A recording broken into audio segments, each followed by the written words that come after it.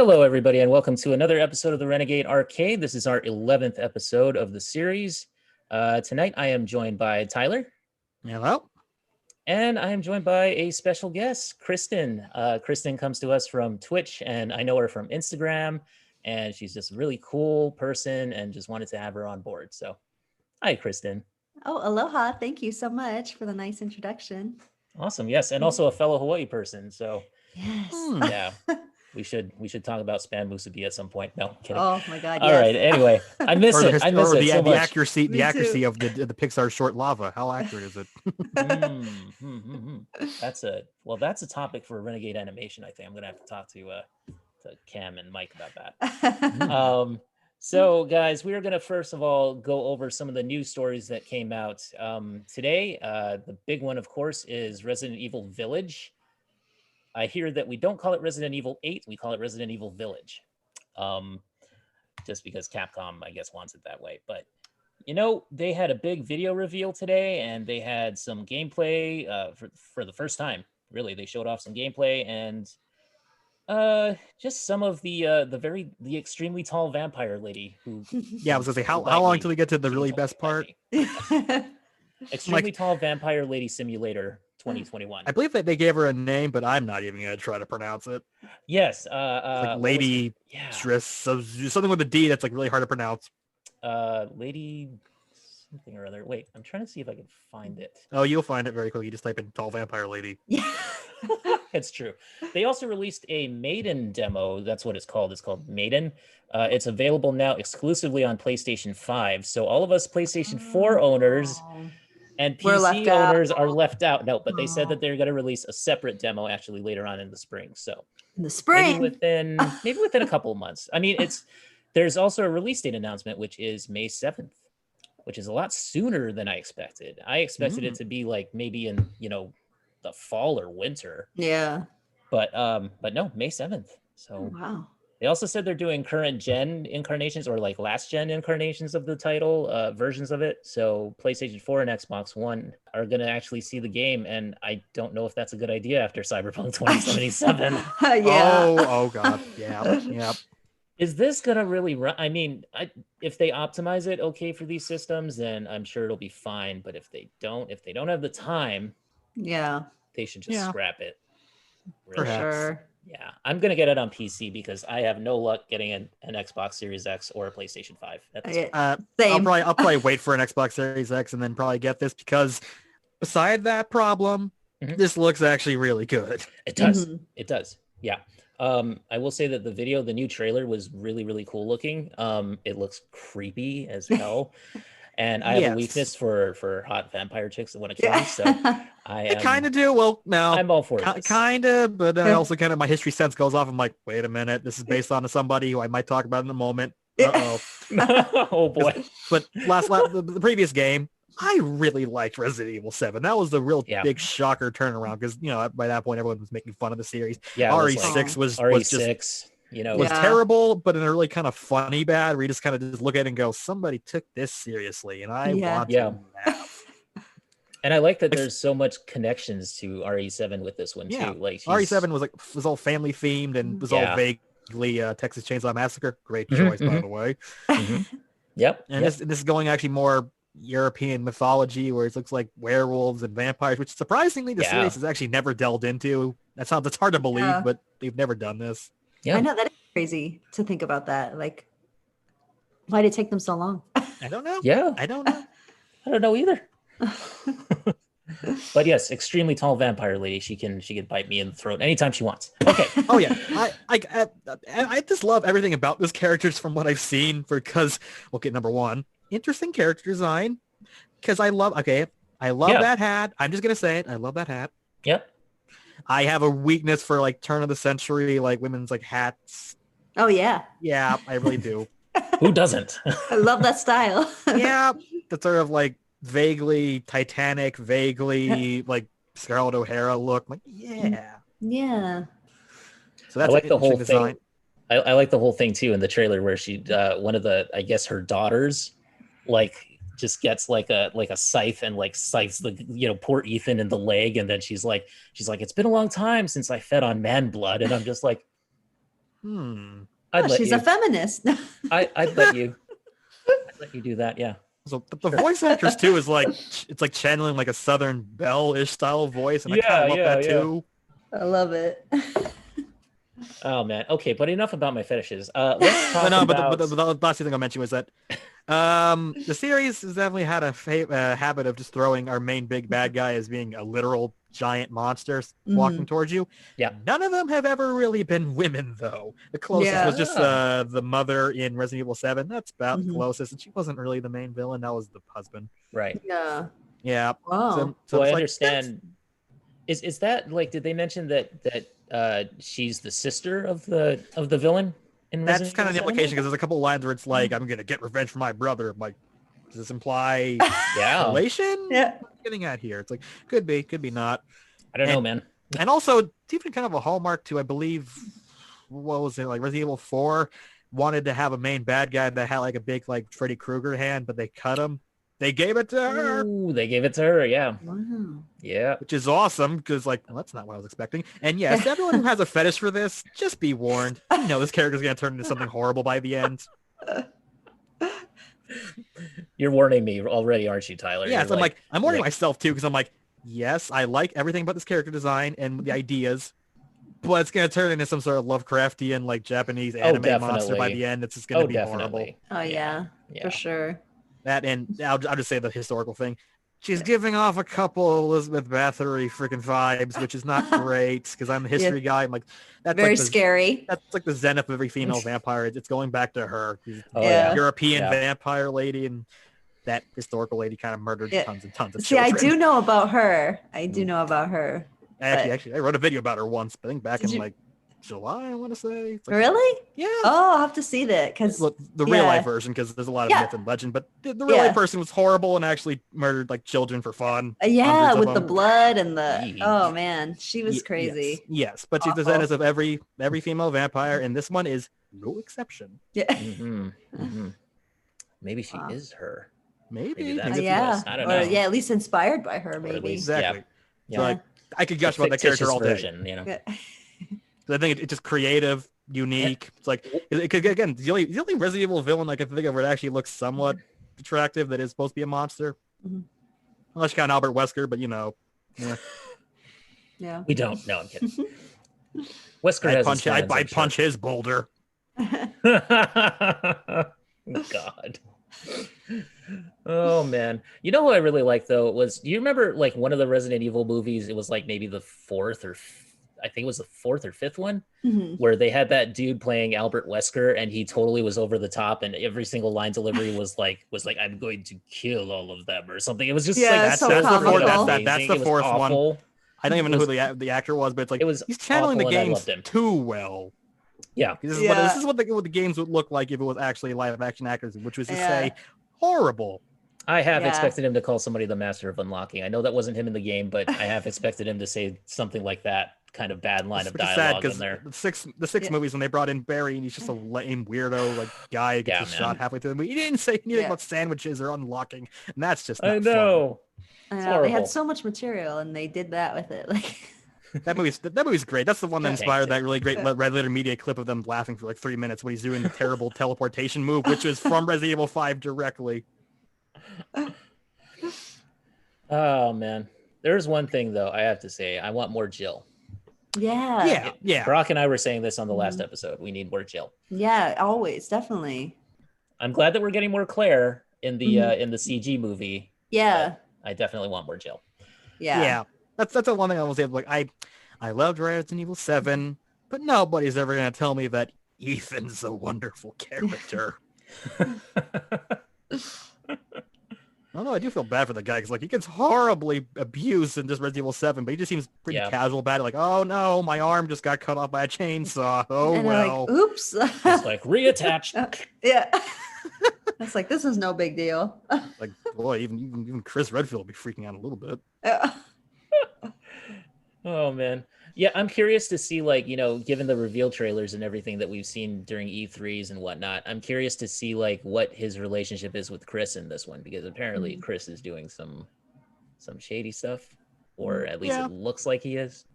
Oh, I know how this game routine goes. Where it's like, ooh, can you trust him? Twist. Yes, you can. I know how this You actually works. can. Yeah, I know. But they're not gonna make him evil, and if they do, it's gonna be mind control, like in Resident Evil 5. Yeah. Probably, huh? It's just anime writing. I'm used to it. So apart from that, I want to say though the engine looks great. Like the visuals and everything. Oh yeah, it looks 7 really looks nice. really good. This looks like an evolution of 7. Yeah, looks great. Yeah. And I have a weakness for European castles. Just Gothic architecture is awesome. Same. It's one of my favorites, along with Art Deco. Yeah, it's beautiful. Same here, man.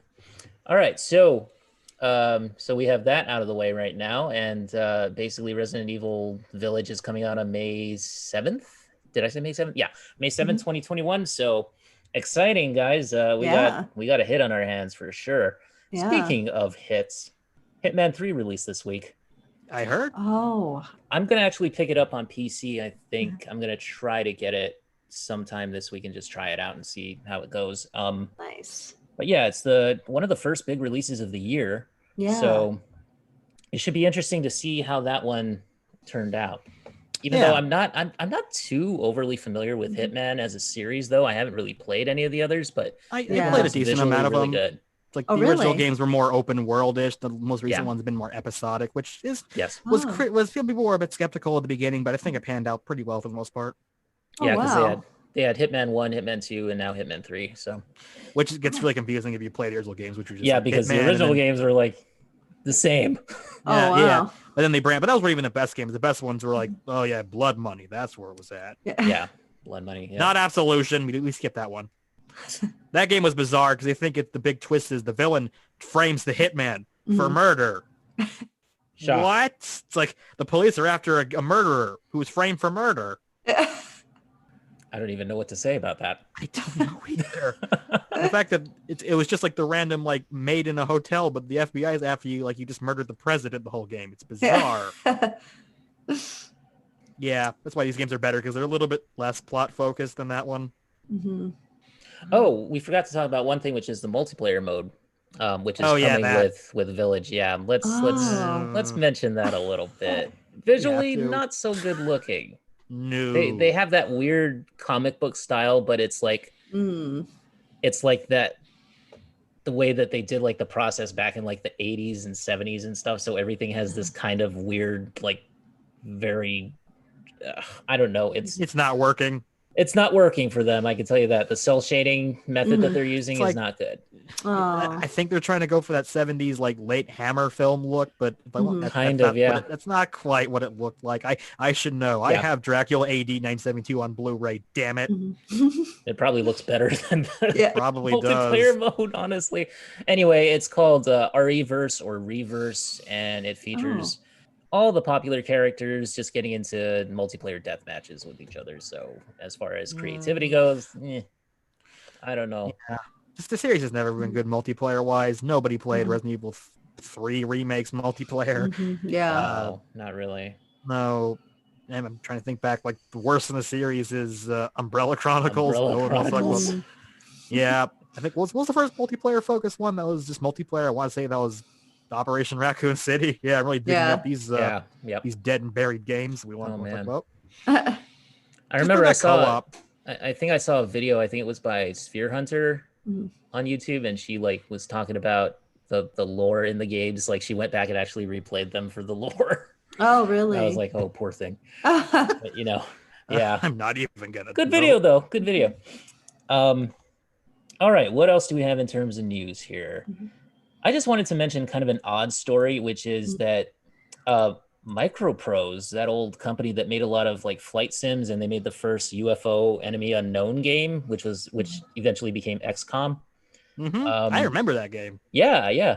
They are actually still around, which I did not know. I didn't either. That's crazy. Yeah, apparently the studio was shuttered in 2001, but it was resurrected in 2019 when an investor bought it, essentially.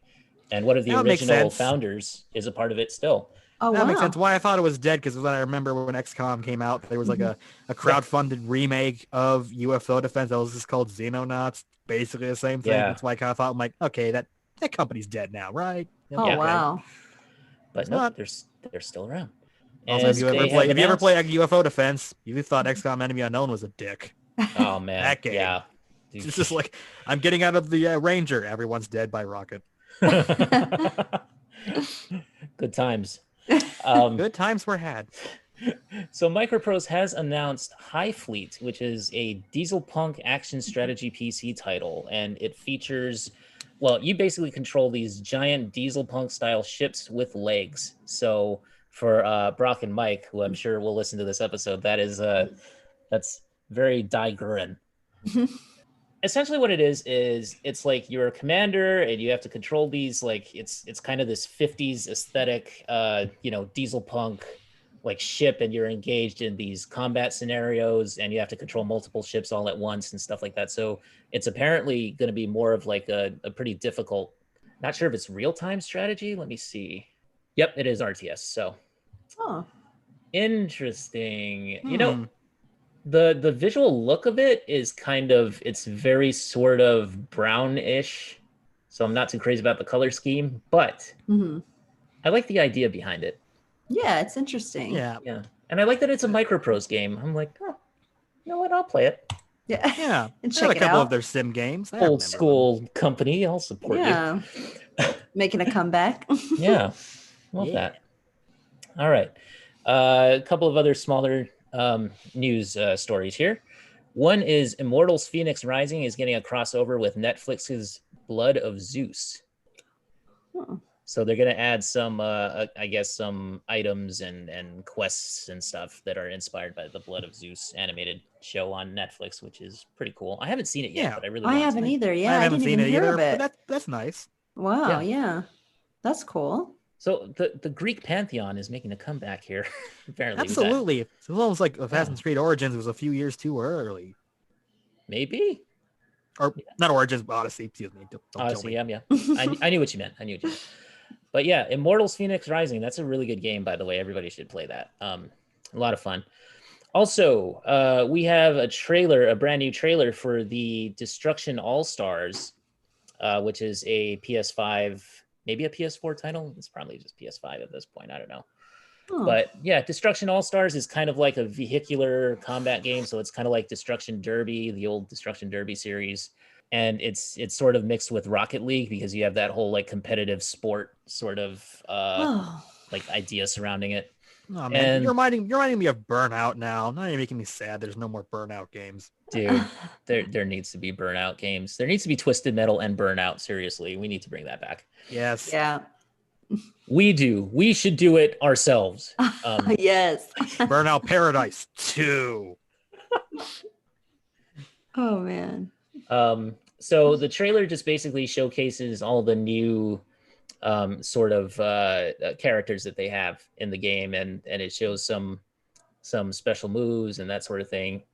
It's a very diverse cast of characters, and basically it looks pretty cool. It looks fun. I don't know if I'm crazy about it, but I will say that I mean I'm interested. Let's just say that. Yeah. Maybe give it a try. Yeah, give it a shot. Mm-hmm. I don't know if it's although the name kind of reminds me of like that PlayStation All Stars that was kind of a ripoff of like Smash. Yeah. Oh yeah. I get that. Oh, it's coming to PlayStation Plus. So if you're subscribed to that, you can actually pick it up. It is, let me see. Looks like a PS5 exclusive though. I mentioned PS4 on there, so I guess I'm out of luck. I know, right? I guess we can't give it a chance. Yeah. Maybe in the future. Anyway, in the future. Yep. Okay, what else do we have here? And one last thing, which is the rumor around the next gen Assassin's Creed game. So apparently the leak is that it's going to be arriving in 2022 and there will be a possible East Asian setting.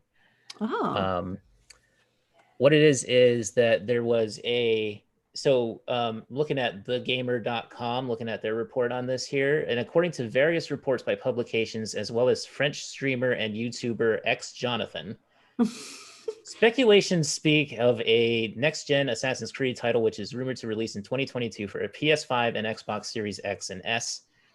The rumors support the idea that Ubisoft will use 2021 to focus on downloadable content for Valhalla.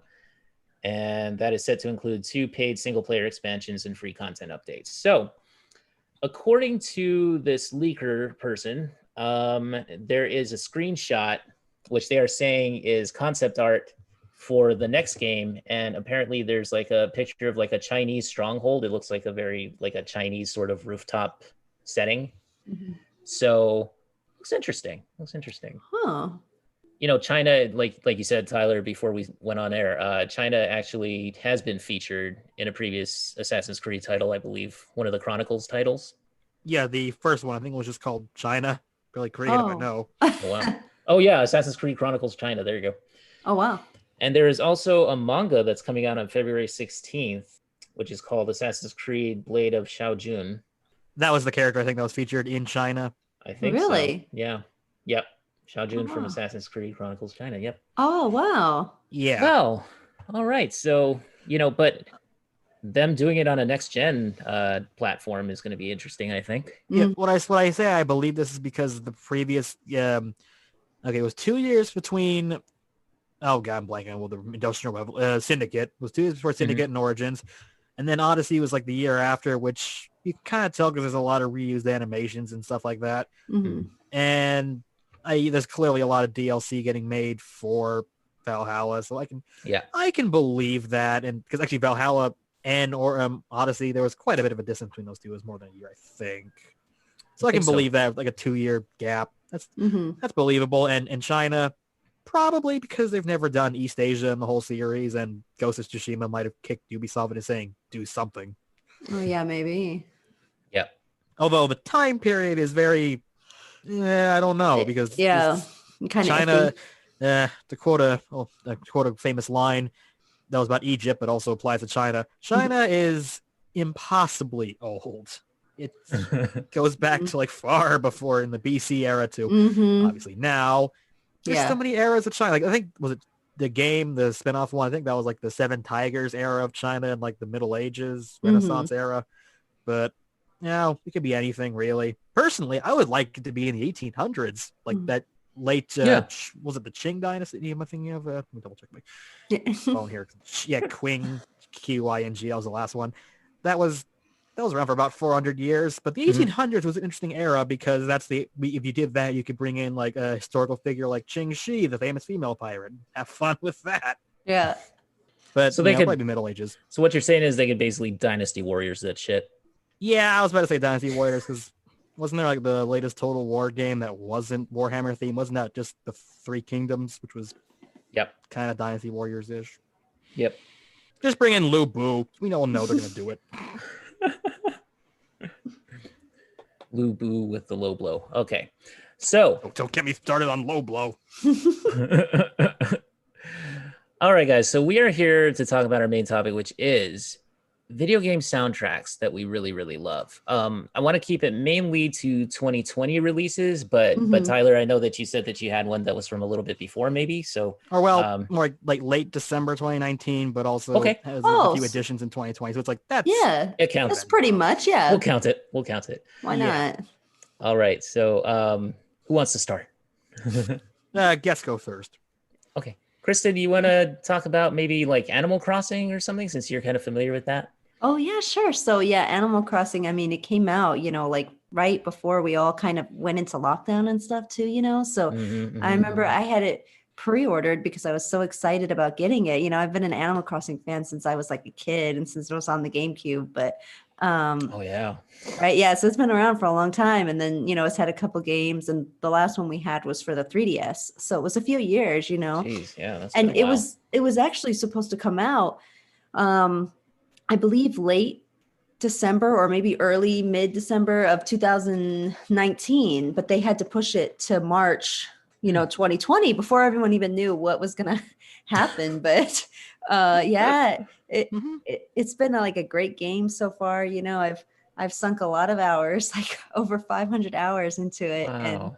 And, one of the great things too about it is the music, is the soundtrack. They have, different songs, songs is the right word, but for each like season and different times of day and just all kinds of stuff. So it's kind of fun to just, even play the game and just have the background music on. It's like really nice, but Yeah, I sunk a lot of hours into that during, we even got to get the game early at GameStop. Like, it was supposed to be like midnight release, and then they're like, here, you can have it. We got to play at like 4 p.m. Hawaiian time, it was like even like, Oh yeah. God, I missed that. Because in Hawaii, like anytime they had like midnight releases, I it would release know. like 5 hours earlier. Right? I know. And Oh, so we that's got to get it awesome. super early because you know how like, midnight release would be, like you said, like it could be 6 o'clock our time. So we were going to go get it at 6 and they're like, you can just take it now. Like we got there at like 2 p.m. or something. They were like, yeah, you can have it. That's like, amazing. I love that when that happens. I know. I missed that. Yeah. I miss that too. Yeah. One That's of the many crazy. things, right? Yeah. So Kazumi Totaka is the name of I'm sorry if I butchered that. He's the composer for Animal Crossing New Horizons. And I haven't heard too much of it yet just because I haven't had time to really delve into it. But I don't have a Switch either, so I haven't played it. But you need to get one. The only thing that I've heard of the soundtrack was at the Game Awards. Oh yeah. When they had the orchestra playing like the medley at the end, and it was so interesting because you had Final Fantasy VII like remake, and then you had you had a Doom Eternal, and then Ghost of Tsushima, and then Last of Us 2, and then Hades, and then all of a sudden it's Animal Crossing. I know, right? It's kind of that like, oh, what's going on? At the very end, everybody's all smiling, Yeah, it's right. just like it's interesting to see the comments on the YouTube feed of that and all that because people are like, "Oh my God, that left me crying." Oh, which is, I mean, that's valid because that happens to me too when I'm listening to good music. But so I mean, it was just nice to hear something that was so bouncy and joyful and kind of upbeat, and I think that was kind of one of the keys to this game taking over during lockdown, which was just everybody's feeling like crap, and and you have this game that's you're still doing like the everyday mundane tasks, but it's presented in that Nintendo flavor, and so it's it helps. It exactly. helps, like on paper, it sounds almost like boring. Like you got to pay a raccoons for like I'm doing all this work and I got to pay him. I got to do all this stuff. I got to plant flowers, but it's actually really fun. Like, I mean, like I don't know. It's like it sounds crazy when you hear it, but if you play relaxing. It's relaxing. It's like it was relaxing until you think about the implications of what you're doing. Because I know. I love about. I've never tired about all the jokes about how Animal Crossing is basically just paying off, Tom Nook Mafia. Yeah, exactly. Yeah, you're in debt to this raccoon, and it's like, it's kind of when you say it like that, it's like, wait, why? And then all of a sudden you're like, wait, this is a treatise on capitalism, right? Exactly. I know the best meme I ever saw where it's like Tom Nook with like a freaking like lead pipe going, "You didn't pay your debts this week." I've seen that one. I love it. It's so funny. Oh man, the memes are not wrong. I mean, no. Yep. But we still play it, I don't know. It sucks you in. Like that's the bad thing. It's very. I think it was the 0 punctuation review for the 2013 like DS game where it's like, I paid off my debt. We're all good. You sit in your couch for a minute and then you instantly go and get another debt because you have an addiction problem. Yes, exactly. Oh man. All right, Tyler, do you have any first choice? It's like, oh darn, I'm trying to think of like, do I pick the game that's barely counts or do I pick the game that had DLC that definitely was 2020? Okay, I'll go with the one that barely counts. The game I put the most amount of hours in this year was probably the Red Dead Redemption 2's online mode. Oh yeah. Which had a DLC in 2019 December that was just called like the Moonshiner update, which added, moonshine and nuts, that sort of stuff. And that's fun. But they added a country band you can buy. Or, an early country band. Technically, it would be called a hillbilly band because that was the name of the music of the era. But whatever. And there's like 10 songs they added. They kept adding a couple more as like the year in 2020. Those songs kick a lot of butt with like the violin just going like. I'm pretty sure a couple of them are even actually early country songs. Like I'm almost positive I can hear a song called Pretty Polly, which is an old murder ballad. I'm pretty sure I can hear that's what the orchestral version is, but it's minor, but it's such a great use of early American music because I have a really big thing for early Americana music or early country. I mean, I have right over here beside me is the biography of the Carter family, the first country music band. So you can tell heads in the clouds, but it's simple. But I probably have spent about like 10 hours collectively just listening to that music, is string instruments with a little banjo. Perfect. Yeah. And Red Dead Redemption 2 just has an awesome soundtrack to begin with. Oh yeah, especially since there's actually a lot of country people that worked on that soundtrack, like Leon Gideons, who was interviewed in the Ken Burns documentary from 2019, and even Willie Nelson did a song for it. Oh wow, man, there you go. Yeah, that's pretty amazing. That's legit. Yeah, like that's wow. Yeah, but yeah, they keep adding music for the series as the game goes on. There's some songs from like something like the Naturals update, but the best one was the Moonshiner stuff because like that violin or fiddle, technically they're actually the same instrument. Whatever. Did you see the Game Awards performance from yes, like a couple years back? Yes, I did. I love that performance. What's the name again? The guy who does the actual composition for that game. It's something like. Wait, hold on. Let me look it up. It's like a very simple name. Woody Jackson. Yeah, Woody Jackson. That's the guy. Oh, okay. That guy, he knows how to do his like early turn of the century music. Yeah. Awesome. Absolutely. Jeez, man. Yeah, that it's very moving to me to watch that performance, especially the end there when it goes like full gospel. I was like, whoa. Yeah. Oh yeah, gospel. Absolutely. But yeah, Stand Unshaken, I think is the name of the song, right? Unshaken. Oh, that's the D'Angelo song. They brought D'Angelo out of like 15-year retirement just to do one song. Yeah. Wow. But like that performance, the on-stage performance that they did, that just really, that gets me every time. It's really good.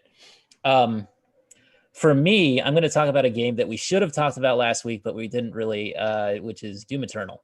Oh yeah, well, talk about it. I mean, we kind of did, but not enough. Yeah, because really, that should have been on the list of our top games in 2020. Really, I muffed the pun on that one.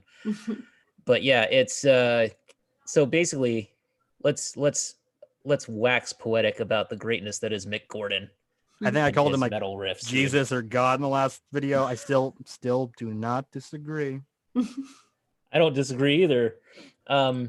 So, you know, when he had the falling out with Bethesda over the soundtrack, over the mixing of the audio and stuff, apparently they had two other composers come in and they're scoring the DLC now, which I haven't played because I know Mick Gordon. I don't know that I care anymore. Exactly. It's like Mick Gordon had this really fantastic way of spinning something and to be both heavy metalish, but also fit the theme a little bit. Like his score for like the New Order game for like Wolfenstein.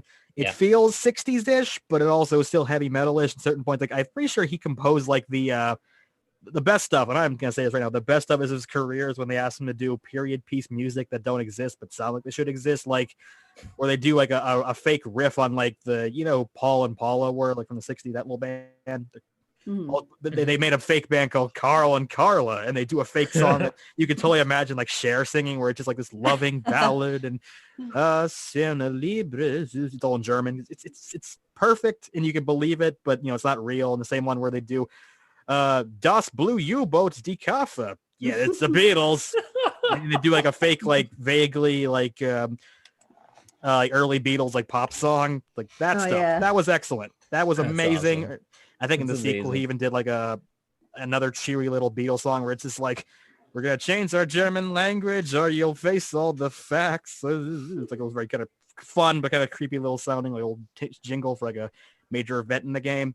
He's not in the third one, the co-op shooter, which is, you know, the weakest one. Yeah.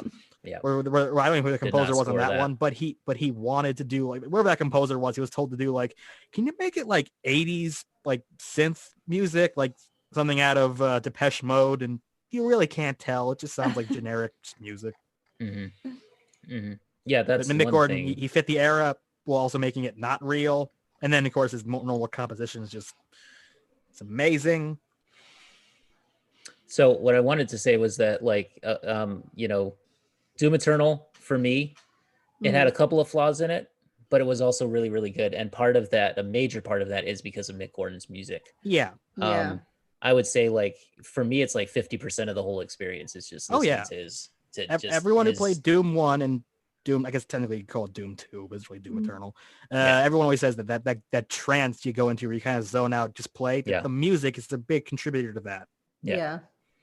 The fact that he had a heavy metal choir in that game is also just freaking amazing. Yeah. Like I said, he picks the strangest ideas, but then makes it work. It's creative. He does all these creative things. It's amazing. He's not content just to do, yep, we're going to do a heavy metal riff. Like, no, I'm going to do some very creative choices you might think is insane, but it will work. Yeah. Yep. Just the whole fact that he okay, so one of my favorite songs on that soundtrack is the one that's called Meat Hook, or the Gore Nest themes, where you kind of you go into this separate room and you do you have to clear out a room and of all the enemies and stuff like that. And it's basically just heavy metal riffs. It reminds me of the first of Doom 2016, which is the game that I really love a lot more than Doom Eternal, actually. Well, not a lot, but yeah, I think for 2016 for me was just more pure in terms of it's purely Doom. Whereas Eternal had the platforming, which kind of took me out of the moment a little bit. But anyway, when you do those, the combat in the Gore Nests or whatever you call them, that particular theme that he has playing just reminded me so much of Doom 2016. It was a throwback, and it just had me it's just put you in a room, put a bunch of monsters and demons after you, and just survive. Oh yeah, it's the funny thing is he remixes a lot of his tracks frequently, but I don't really hear much complaints about that.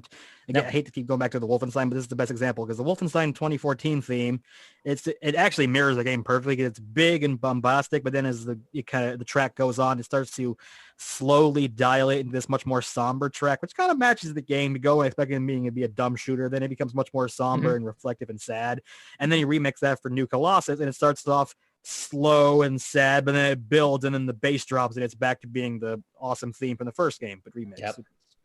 He has remixes like that often. It's a couple remixes from Doom and in Doom Eternal that I think are pretty good. Yeah. Same. He remixed Ultraviolence into even better track. So that was for me, that was Meat Hook, and The Only Thing They Fear Is You. That was the one I was good about the name. That's my favorite track. That's a really good one. That's the one that they actually performed during the medley at the Game Awards too, as they should, which was interesting. Very interesting. I know a lot of people were like, "Oh, it's not metal enough," but you know what? It's an orchestra, dude. Yeah, right. Yeah, I mean, what do you expect? Plus, they got it. They got it down. Mm-hmm. So, I mean, yeah, if he was there, he would have liked it, I think. Oh yeah, absolutely. The thing is, that track. All of his tracks always kind of make you feel like you could fight a million men and somehow win. Yeah. Or to quote my favorite YouTube comment, Mick Gordon's soundtrack is so awesome they can make you feel like you could outscream Gordon Ramsay and win. Yeah. That's so true. Exactly.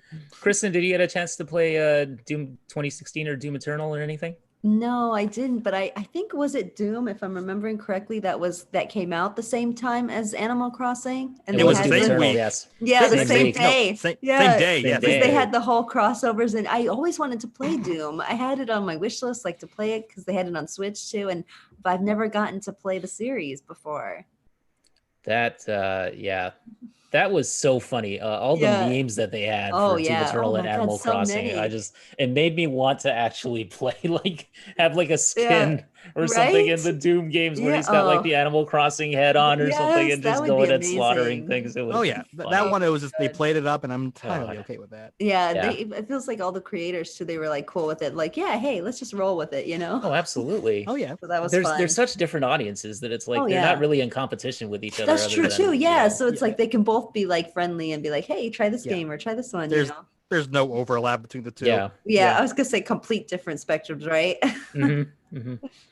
That's probably why I haven't played Animal Crossing, honestly. I'm just Doom Eternal's a little more my speed, but I mean, it's a great game. It deserved to be on our list last week, and unfortunately we just didn't have the space or the time for it, even though we ran 3.5 hours. Yeah, we talked about it, but not enough. Not enough, yeah. I know that when Brock comes back, we'll talk about the soundtrack more, and I'm sure Tony will. The only problem is just that mixing. That is, still great, the mixing thing. That's why to me it sort of felt different in the game, because I was like, this soundtrack is not quite, and it wasn't his fault. It was just the mixing was different. Yeah. But if you listen to what people have done on YouTube and how they've remixed it, fans have actually remixed it in the style of the past. Yeah. Oh, that's amazing. So, which does not speak well of Bethesda if random YouTube people can just remix it and get it right. Yeah, and it sounds better. That's crazy. I know they had a response to that, and and their response was actually it was well worded, and it was I see their argument, but at the same time, it's like I say let the artist do his art, you know. Yeah. Okay, Kristin, did you have any other soundtracks you wanted to talk about, or any games that come to mind that you're thinking of, maybe? Or I'm trying to think, like you like from 2020. Yeah. Yeah. I'm trying to think of like, because I didn't play as many new games, I feel like, because I was in the process of moving and stuff. But oh yeah, yep. I know that feeling. Yeah, I was gonna say, and moving from Hawaii to the mainland, right? It's like, because I remember Animal Crossing, obviously, and then and like now I'm drawing a blank because Overwatch, I love that soundtrack, but that's old. So I actually even have the soundtrack too, like an actual physical copy of it. But that is a really solid soundtrack, though. A really good game. Yeah, I love it. So I'm trying to think, and I'm Dead by Daylight, but that's not really a sound. I mean, it's got music in it, but that's an old game too. They keep adding new characters, so that's true. Okay, you can cheese it. Yeah, okay. I was gonna say, yeah, you're right, because they do different stories, or and then different maps and stuff, and they do add like different music. So I would probably go with that. But I'm like, I can't believe I'm drawing a blank on like a game, like for music, like because I can't think of anything that's like new. I got this. I don't know if you guys heard of it, but it was like for the Switch. It was the Mario. They put the old games together. Yes. So yeah. So I mean, I'm like the Super Mario 64 soundtrack is one of my all-time favorites. Of course, yeah. And then I love the music from Splatoon, and I guess it feels like current because you can listen to the music on your Switch, like from different like soundtracks. Oh, that's awesome.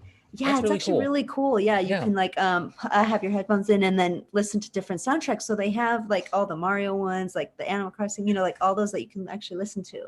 That's neat. Yeah. So those are always fun to listen to. Yeah, but I think that's it. I can't think of one. I'm trying to like think of all the games for 2020 and I'm like drawing a blank. Yeah, I know there's so much that was released, and then plus the year that we had, it's just it's hard to even keep all of it in mind. Yeah. Usually I would mention something like Destiny 2, because normally when they have an expansion come out, there's like an interesting soundtrack. But I'm trying to think of like a track to remember from this past Beyond Light expansion, and I'm just like, I don't know if I remember any particular track. I know, right? It's kind of like a blur. Like it's strange. Yeah. It's really weird. But at least that you're going to have a good soundtrack. It's going to be good for what it is, but usually there's like a standout moment or something that kind of reminds you of the game or something, and I just noticed that in this expansion it didn't seem to be there. Yeah. It's oddly. So odd. Yeah. But I will talk about Streets of Rage 4. Oh, nice. Because that has a pretty kick-ass soundtrack. It's not like the best soundtrack in my opinion, but it's interesting. And they got Yuzo Koshiro back, and they got one of the guys who also worked with him on Streets of Rage 2 and Streets of Rage 3. And I'm gonna butcher his name. Let me see here. Motohiro Kawashima. And he did a track, I think maybe just one for Streets of Rage 4, but it's really good. Oh. So what they did with that game is they sort of just, it's not a reinvention of the franchise. They kind of just brought it up to date and modernized it. And the main, oh God, I don't even know how to say his name, but I'm going to try. And I apologize to Olivier for this, but it's Olivier Deriviere. Yeah, I'm gonna go with that. It sounds good. The main composer for Streets of Rage 4, and he did a really good job of capturing that sort of like that really 90s kind of techno, kind of house sort of music, and also just modernizing it and adding in some flavor to it. It's a really good game. It's a lot of fun for those of us that love Streets of Rage as a series and as a franchise, and it's so cool to see it actually get released. So that's on Switch. It's on PlayStation 4, Xbox One. It's on PC, Mac OS even, and Linux. Oh, nice. Wow. Yeah, so there you go. So, wow, that's great. I bought the soundtrack before I bought the game. I was so excited to hear like Yuzo Koshiro come back and do some music for this game. So yeah, I love that. Streets of Rage 2 is the game that really solidified my life as a gamer, honestly. Like when I first played that, even more so than like Mario and Zelda and everything. It was just Streets of Rage 2. It was because like it was that brawler, that simple brawler gameplay, and also that soundtrack, man. I think that was the game that sort of instilled in me a love for game soundtracks. Oh, that's amazing. I'll have to check that out. Because I have never actually played before. Well, when you get Streets of Rage 4, they actually have this filter, this graphical filter that they put on where it's like you can actually play it like the old school Streets of Rage games. Oh, that's so cool. I love that. Or like the characters will look like their old sprite versions of like from Streets of Rage 1 and 2 and stuff. And it's pretty awesome. That's so cool. Yeah, they did a lot of interesting things. Yeah, I love that. Tyler, did you have another soundtrack in mind? Okay, I have two. One of them's cheating. The other one I just realized is not cheating. Because one of them I thought was actually 2020. No, it was October 2019. But it it's also a remix of a remix of a song that's even older than that. But I do not care. It's really good. It's okay. How many of you played Battlefield 5? Oh, I haven't. Back in the day, yeah. Yeah, well, game was kind of a failure in many respects, and could have been better. But the music was pretty good across the board. But the best track was actually from the 5th DLC. It was called the War in the Pacific DLC. It was like the last major one when they started adding Japan, like after they should have like a year earlier. But whatever. And they did a track that just called like the alternate theme for the War in the Pacific. And it's a loose remake of my all-time favorite Battlefield soundtrack, which was the remix of the Battlefield 1 Lacrimosa soundtrack, which is from the Apocalypse DLC, that song was a mixture of a Latin mass mixed with taps. That thing is amazing. Interesting. Yeah, it's going to be in one of my next videos, believe it or not. Spoiler. I don't remember that off the top of my head, so I'm going to have to I'm going to search for that and take a listen to it. I will definitely. Sure. I'll post it in the chat because that's good, but the remix of it's more grandiose and it has more trumpets, but it's still a really solid remix of one of the all-time, honestly, one of my favorite tracks in any video game. Like when someone says, "Show me your emotionally moving track," I'd be like, "Here, listen to this." Yes. Well, yeah, I mean, I know how Lacrimosa goes, so yeah, I can imagine that would be pretty hardcore, man. Yes, in terms of the emotions. Swedish composer, I think is like Johan Shorterves. I'm sorry, I can't pronounce Swedish names. But that guy, he's the same composer from Battlefield 1, so he's basically remixing his own track, but he's really talented, and he made a good track for a game that could have been better, but was still decent-ish. Yeah. But then the worst person I'm going to mention, who is actually a 2020 track, and that I actually had to legitimately think for a moment, like, was that 2020? Yes, it was. It was... okay, you all know the guy who composed all the Mass Effect songs, right? Yes. Jack Wall? Yeah. Yep. Well, he's gotten to be good friends with Call of Duty because he composed this year's Cold War soundtrack. And his main title track for Cold War is the best Call of Duty theme song I've heard since at least Black Ops 2. He did Black Ops 2, 3, and 4, I think. Oh, he did, yes. But those tracks were not as good as the Cold War one. That main theme song, it's like it's an awesome mix of like on one, I think like the right earbud, you can hear like electronic, like 80s American music. And on the left, it's like more like Soviet themed chants. And they both get louder as the music goes on. And then at a point, like the chants start to overpower the American like music. It's a really interesting dichotomy of like just composing the themes of the game into a song. Yes. Nice. Yeah, very interesting. I'm well familiar with that because I just played zombie mode before we came on here. So that's so cool. Really, I just saw someone play that. I actually haven't played. People have been trying to get me to play, but I'm too nervous to play it. Technically, the theme song for Zombies is like the 5th remix of the Damned theme from Black Ops 1. Yes. Oh, really? Yes, but that's not Jack Wall. That's like the zombie. They have a zombie composer. That's Kevin Sirwood. Yeah. Who's been around since, I think, World at War, like 2009. It's one of their in-house composers, I believe, right? Yes. Long time. He's been around forever. And that theme song has showed up in every Call of Duty Zombies Every game. single zombie mode has that same. Wow, that's amazing. It's like a remix of that theme. It's a good remix. Oh, that's so cool. It's a remix, but it's awesome. Yeah. It's just a popular remix that ended up in an Avenged Sevenfold song they made for Zombies, where they just put that. Right. I didn't even know that. Right. Wow. Yeah, they did. Yeah, if you ever want to play Zombies, Kristin, you just let me know because I am always on there playing that. Really? Yeah. That is my favorite mode in the game. Really? Same here. I saw someone play it and I was like, wow, that looks really fun. Like, It looks Yes, like a and good I am mode. also the lore master of zombies. Yeah. Yes, he Oh, knows all the nice. lore. Yeah. Really? Oh, that's One day we're gonna amazing. just do. We should just do like a A COD zombie Zombies day. mode, Yeah. like show, and just talk about zombie You mode. definitely yeah. should, because I bet you could like do a whole podcast Oh on yeah, just that. for if World at War 2008 still going on 12 years later. But Wow. yeah, I the theme song for remember. Cold War, really good. Yes. Although the best Call of Duty theme song of all time will always be the World at War theme. Mhm. If anyone plays World at War, they know what I'm talking about. I don't think it has an Mhm. official name. It's just You just it's know it. the most ominous sounding thing I've Yeah. ever heard in my life, where they just use these unearthly instruments. I don't even know what instruments they're honestly using, and mixed with like whispers of like a German woman saying, "Brave soldiers, die with me," which then Yeah. just like, it mixes like Wow. Eastern and like Western like music. Parts of it sound vaguely Japanese, some of it sounds vaguely German. Like, it's a hodgepodge that it just sounds like something out of a horror film. It makes war sound like something that's it's not of this earth. Oh, wow. That's the best score of the series. But Cold War, top 5 at least. Yeah. Surprisingly, Jack Wall really brought his A game on this one.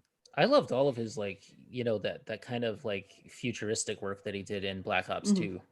Yeah, because they had those future parts, and I think he composed a lot of the music for that as well, which was cool. Yes, the only thing he didn't compose in Black Ops 2 was the main theme, which was by Atticus Ross and Trent Reznor. Trent Reznor, yeah, of all people, yeah. Yeah. Nine Inch Nails did the theme, and it's a weirdly somber theme too. Yeah, it was very, very somber. Which it was cool. Which I'm gonna go on a limb here. I don't know this for a fact, but it wouldn't surprise me if like one of Ken Burns' kids played Black Ops 2 and he heard the theme song and went, "I'm gonna get him for my Vietnam soundtrack," because he's the composer of Ken Burns' Vietnam, and it's in that very similar style of being surprisingly somber and not really at all what you expect from Nine Inch Nails. No, I mean they've been doing that lately with a lot of movies and stuff. Yeah, they were inducted in the Rock and Roll Hall of Fame a couple months back. Yeah. Okay, let's see also because this is a music thing, I'll just mention the Black Ops, the Cold War thing is that they used some classic songs, but they didn't go overboard on it. They weren't like every mission's gotta have an 80s song. There's not a they didn't in the German level, they didn't play 99 Luftballons, thankfully. Oh yeah, right. They could have. I wouldn't have minded, to be honest. I know. I was gonna say I don't hate it. Like, but then everyone would be going like, "Is this like ripping off Atomic Blonde?" Like, yeah, there you go. Song too. Yeah, it would have been like, yeah, which it doesn't. It's fine. The biggest needle drop is probably the fact they used Magic Carpet Ride in the Vietnam level, which, as I said in the last episode, at least it's not a CCR song. Yeah, they got that out in the trailer. This trailer used "Run Through the Jungle" because, of course, they did. Of course. Yes, I know. I heard that too. All right. Let me see what else here. Oh, I want to mention Hades. Oh, Hades. Yeah, we gotta mention Hades. Kristin, have you played that game yet? I haven't, but I've heard about it a lot, and I've watched some like gameplay. Yeah. But, yeah. It seems like it's super cool. It's a really, really good game. I thought everybody was kind of overhyping it because everybody's saying like it's game of the year, it's game of the year, and all that. And I just I did not want to give it a shot, and then I finally gave it a shot because I was like, oh wait, I have this? When did I buy this in my Epic Game Store thing? Right. So I noticed that I had it, and then I was like, okay, I'll play it. Yeah. And I just fell in love with it. Oh wow. It's just like it became number 2. It knocked Last of Us 2 out of its perch because my number 1 game of the year for 2020 was Final Fantasy VII Remake. Oh yeah, that was a great one. Do we want to talk about Last of Us 2 music? We are going to talk about that, yes. Yeah. I was going to bring that up actually right after this, but like, but Hades actually is my number 2 game of the year. It's a roguelike, which is not a genre that I'm overly familiar with. So what it is that it like randomizes the levels every time you go back into the game. Oh. Okay. So it randomizes like what enemies you face and the order of the enemies and that sort of thing, and then you go through a certain amount of levels or rooms. Yeah. And you get to a boss fight. And if you die in the game, it's actually part of the game. You don't get sent to like a loading screen to try it again. You get sent to like Hades itself. Oh. And you see like, you see Hades himself there. You're like his son. You're Zagreus. He's like his son. And, you see like Cerberus, the guardian of hell, and you see like, or of Hades, and you see like all these other characters that you can interact with, and you can also upgrade yourself after you die. So essentially dying makes you stronger. Oh, wow. So that's like a part of the game. And also the music is excellent. throughout. Darren Korb, who is Really? the composer, is actually the voice of the main character in the game, which I Oh, did that's not know amazing. Yeah. until Oh, last I week. love There's that. no other game I can think of where that happens. Yeah, Right? That's so cool. Although I like to imagine the Doomslayer sounds like Mick Gordon. I can imagine that. Like Mick Gordon was just, just. Have you seen how he talks? He talks exactly the way you expect him to talk. Oh yes, totally. But yeah, so Darren Korb, Ashley Barrett is the one of the singers on the soundtrack as well. They do a song called "In the Blood," which is like one of my favorite songs of last year from video games. It's an amazing duet, and just it's like the menu music, which I didn't know until I finally I played it back, and then I was playing the game and I heard the menu music, and I was like, wait a minute, this is that song that I like so much, and that's why I like it. Yeah, it just I love those types of songs where you can be listening to it and it just makes an impression, and all of a sudden you're like, I noticed this. Like, like it's not just background. It's like I can hear it, I can feel it. And there's a song on the soundtrack called Out of Tartarus, which is the boss fight music, at least for the early boss fights. And it sounds just like Doom. I mean, and I don't mean that in like a, it's not a pejorative. It's like, that is a compliment in my opinion, because Doom is awesome. Yeah. And like, just the fact that Darren Korb actually just has a song that is full metal in this game, which I did not expect. I loved it. I was like, oh man, I feel this, as you're going along through the Tartarus theme. The best comparison to that Tartarus theme is E1M1. It's like I'm trying to think of the best comparison is in the like how it's like Doom in the same way that one track from Moana is basically the music from Fury Road. Yeah, it's kind of like that. Yeah, you're actually right. But it's everybody says it sounds like E1M1 from Doom, or like At Doom's Gate, as Mick Gordon called it, from Doom 2016, which it's kind of accurate, I would say. But it's its own thing, and I just like, as I was playing, I just did not expect that, so it took me by surprise. It was awesome. The whole soundtrack is great, so I would suggest to anybody that hasn't heard it, they should definitely listen to it. So that's Hades. Yeah. Nice. Great game, great soundtrack. I'll have to check it out. Yeah. We're on the same wavelength, Kristin. Yeah, right? I know. I noticed that. All right. So Tyler, what's your next one? Okay, I'll go this one because again, I complain about this one a lot, but I will report again that I liked it. Ghost of Tsushima. The soundtrack's really good. Yeah. It is. Like they openly said they were going for an authentic like Middle Ages Japanese music, and I'm not an expert on that, so I can't affirm if that's more truthful than the historical setting, but it feels right. And I know it's definitely taking from a lot of the Kurosawa soundtracks, which were simple but elegant sounding, and that's basically what I would call the soundtrack overall: simple but elegant. And there's a few really good tracks, and I think the best one is a track that's called just "The Way of the Samurai." That's a really good track. Oh yeah. That track. Well, actually, I'm gonna look up the composer. I'm pretty sure the two composers are Japanese, so maybe I trust them when they say this is authentic music. Shigeru Umebayashi and Ilan Eshkeri are the two composers. So, it's a lot of like modern day like pulse beats, but also with a lot of like string instruments. It's an interesting combo. I like it. Yeah. And again, I didn't even play this game. I just thought playthroughs of it. But I noticed that soundtrack. That soundtrack is really good. Yeah.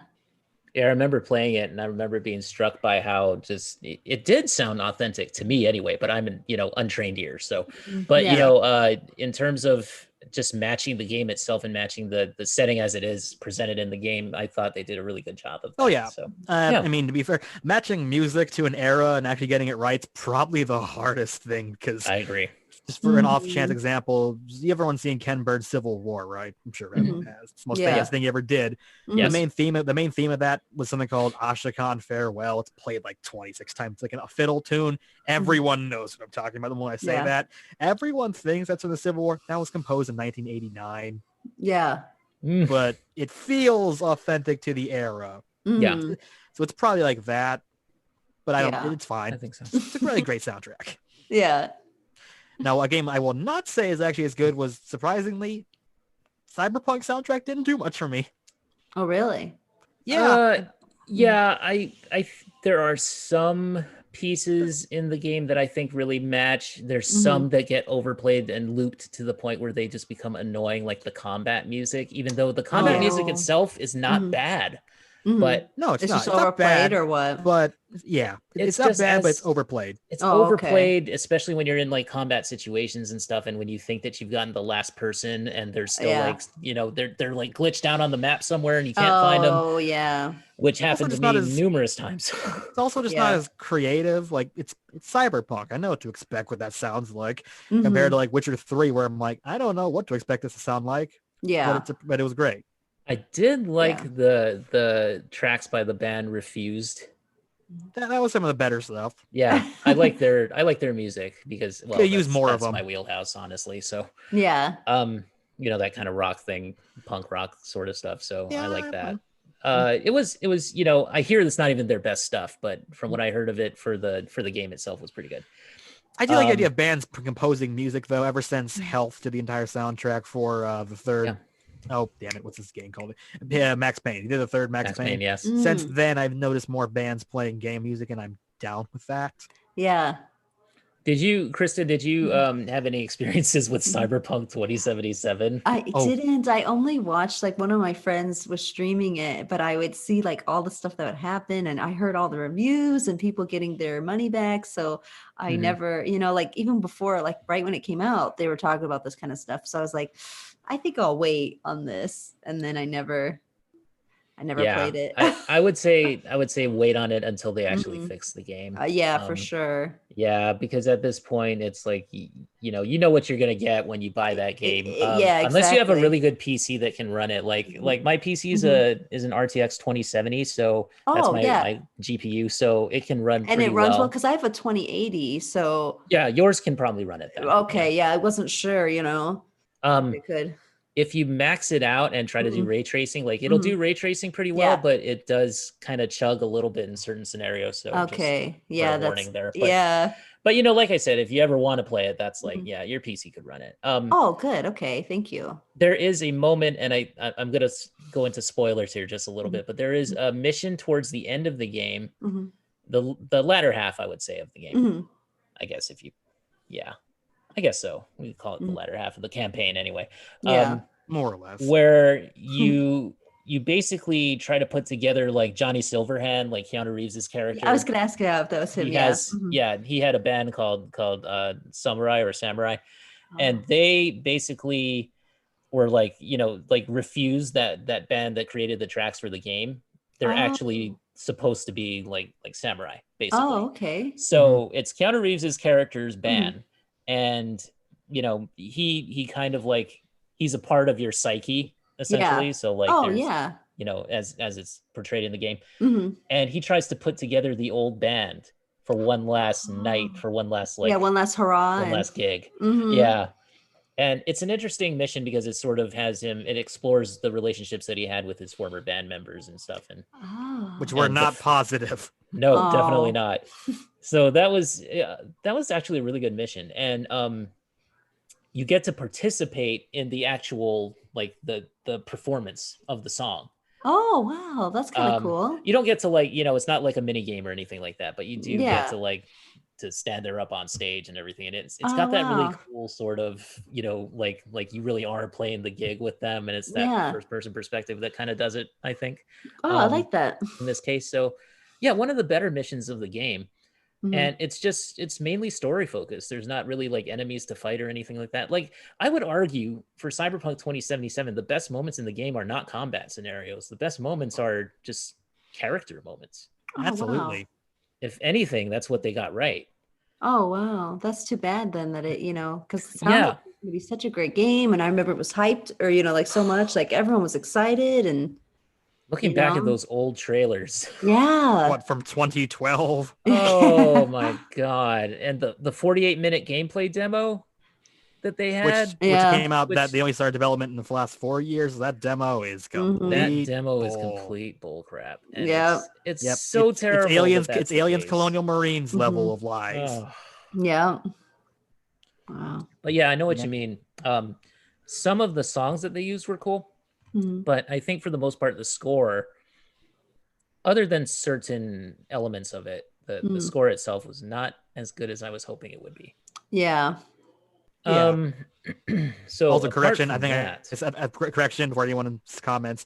I just remembered After Common Farewells from 1982, not 89. Don't scream at me. At least you caught it, right? Yeah, I was like, did I get that right? Double check. Oh no. don't worry. I'm people on Twitter are pretty nice to us so far. So Oh, that's doing all right. good. We're doing That's all right. good. I love the Yeah. idea of a hardcore fiddle fan going like, I disagree with your assertion that you got this song wrong for 7 years. How could you? You never know. I mean, that's a big possibility. That's Now here's my angry fiddle. yeah. Then he starts like, Right. I would love an angry fiddle song. I don't even know any angry fiddle songs. It's just a laid back instrument. Right? Yeah, it's too nice to be angry. It's like a Yo-Yo Ma did a cello theme about how he's gonna kill you. Oh yeah. now Tina Guo could probably do one. Probably. All right. Well, let's talk about one of the big ones, Last of Us 2. What do you think, Tyler? You're gonna tear me apart on this, but it's like just like Cyberpunk. It's decent. Yeah. Doesn't stand out well in my head too much. It felt way too much like typical AAA music where it's composed and it's well thought out, but it's kind of like trying to figure out all the soundtracks from like pre God of War 4, because all those the first 3 God of War soundtracks, they kind of all blend together. It's kind of like this too. Yeah. Where I'm like, I never thought much of that original music for The Last of Us, except for of course the scene with the giraffes. But this one, I get even less. I actually think that Last of Us 1 had a stronger soundtrack. Yeah. But I think that that's kind of due to the fact that, you know, when you're playing Last of Us 2, it's like Ellie is not in that, you know, she's just in a survival revenge mode. And so we don't have time for pretty violin pieces in this one. You know, it's going to be... Okay. Yeah. Okay. Maybe I'll cheat. Maybe it's the fact that you can compose your own music on the guitar. That actually has resulted in some amazing stuff, like that amazing video on YouTube where someone said, I'm going to do Johnny Cash's Hurt on this guitar. And they actually made it work. Yeah. Didn't they do like Metallica on that guitar too? They did like Nothing Else Matters or something. Yeah, they've done so many. Someone did Thunderstruck once. Yeah. Oh, I love that one. Yeah. Crazy. Like now that's amazing, but that's how do you even get that to happen? Yeah. I don't know. I don't know. I love that's a feature that you can just do if you're talented enough.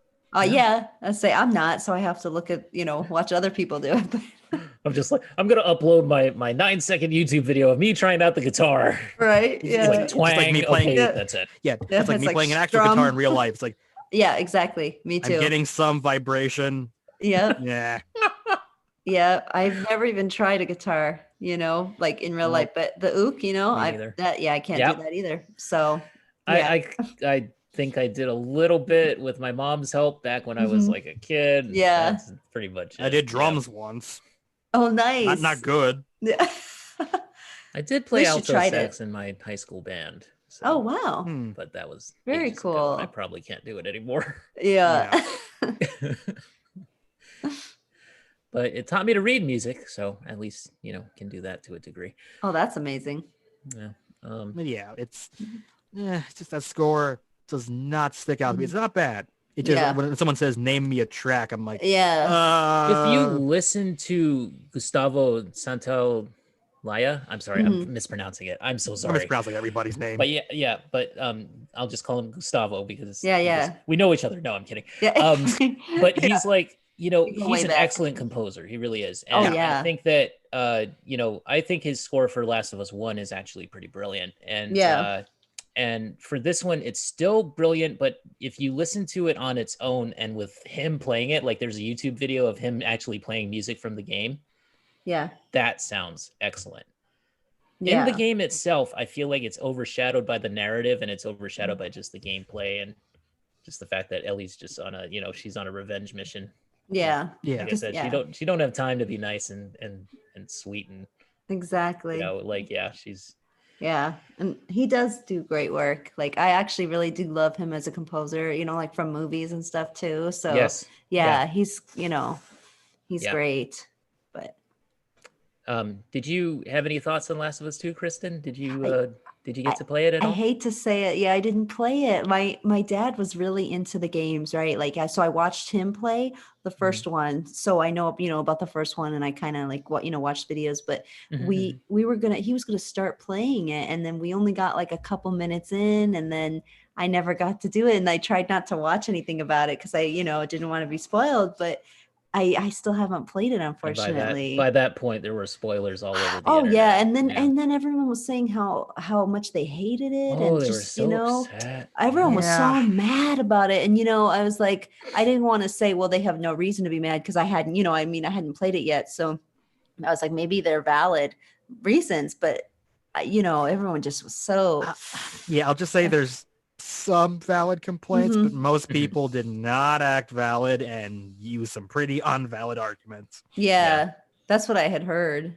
I think for me personally, it was like, yeah, obviously this game presented a character that we had grown to love in the last game, and sort of presented her in a very unlikable way. Oh, really? Yeah, in a sense. This is kind of the problem when you make a sequel to a game everyone loved several years later. Yeah. This is why I almost kind of felt like, is it maybe a good idea just to not do a sequel? If this happens all the time when you bring back a character that everyone's loved for like half a solid decade and you do things differently, people do not respond well. Yeah. That's sad. Yeah, it's like a risk you take, Yeah. Because then they hate the whole series then. You know what I mean? Like afterwards they can't remember all the good from the first one. Yeah. Yeah, sometimes you come across that in sequels. Like I know for me it was the Transformers movies when I went to see the second one, and I was just like, this kind of makes me retroactively hate the first one, even though I don't anymore, but at the time it did. Oh yeah, for sure. But like, yeah, I mean, it's a rough game. Like I remember just playing it and I'm just like, man, this is so hard to get through because you know that it's so dark. It's so dark and it's so like, and yeah, you're doing things where you don't want her to do things, but at the same time, like for me, I kind of understood her mindset, like Ellie's mindset in this game because of what happens to Joel and it's and, like she's like that. Yeah. So I understood it, and at the same time, I was just like, especially when you come to realize like exactly what that meant to her. Yeah, I get it. Yeah. So, but one of the interesting things I will say, and with Abby, the character of Abby, which we didn't really talk about her too much last episode. No, we did not. No. So one of the interesting things about her is that she is physically like, she's not your typical representation of a female in a video game, which I liked. Because she's like, she's super buff and she's like super strong. Like, yeah. So I like that about her because I think that there should be more portrayals of like, of both women and men in games that are not the typical, alpha male or or like submissive female. The damsel in distress. And weirdly, that was one of the biggest sticking points of criticism for some people, which make my hands flap and go, I don't. Why? I get the complaint where it's like, and it's always the number one complaint when it comes to that person doesn't look like they could hold a sword. Was I think like Game of Thrones, like the Sand Snake characters, they look like models, but then they have like swords and like stab one guy in the back, he's dead. Like that never felt authentic, so I got that complaint. But then look at this character and they go, it's just not realistic. It's like, what do you want? I know, it's hard to please everybody, Yeah, or like anybody sometimes. I just like the fact that that she was portrayed as this type of person who would be that motivated to actually make herself into a literal weapon. Like, it's like the sort of character I can totally imagine doing like the workout routine from Taxi Driver, which is like, But yeah, I mean, I didn't see a problem with it myself, and I know that there were a lot of people who did. They were like, "Oh, she's too butch" or whatever. But it's like, she wasn't even. And it's like, there's nothing wrong with that if that's the direction that they wanted to go in. Exactly. Like that's the thing. Yeah. But even so, like they didn't go in that direction, and instead she's just somebody who made herself just really like I said, she made herself into a weapon because she wanted to kill Joel. Yeah. And that's basically it, Yeah. But yeah, I mean, it's Abby's an interesting character, I will say. Like I towards the end of the game, I hated her at the beginning of the game. And then when you finally get to the ending, it's like, I wasn't, personally speaking, I wasn't completely on board. Like I didn't fall in love with her. Like a lot of some other people that I know did, sort of like, you know, they're like, oh, Abby's like, she's the real hero of this journey. And I could see that, but at the same time, I didn't really feel that way. But I did feel like I don't want Ellie to kill her anymore. Yeah. Like, she kind of grew on you, or?